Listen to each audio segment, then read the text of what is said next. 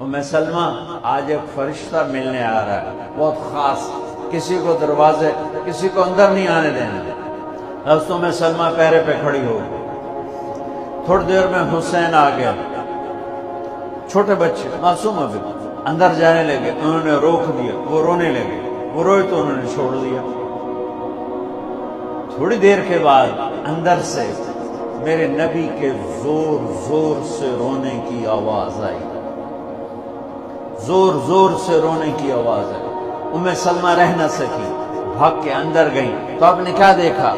آپ نے حسین کو یوں سینے سے چمٹایا ہوا اور ایسے ہل ہل کے رو رہے تھے، ایسے بلک بلک سسک سسک کے رو رہے تھے، اور آپ کے آنسو آپ کے رخسار اور داڑھی پر اتر کر رہے تھے، اور آپ نے یوں کھینچا ہوا، ایسے دبایا ہوا تھا۔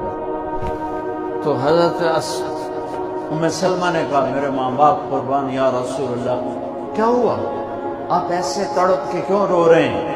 تو آپ نے روتی آواز میں کہا، بہتے آنسوؤں کے ساتھ، کپ کپاتے بدن کے ساتھ، کہ سلمہ، یہ فرشتہ جو مجھے ملنے آیا تھا، یہ میرے بچے کو دیکھ کر کہہ رہا ہے کہ آپ کی امت اس بچے کو قتل کر دے گی، اور جہاں اس کا خون گرے گا وہ مٹی مجھے دکھائی ہے اس نے، کہ میں اس لیے اس پہ رو رہا ہوں۔ ابھی تو وہ شہید نہیں ہوئے اور رویا جا رہا ہے، تو ہم تو ان کی شہادت پہ روتے ہیں۔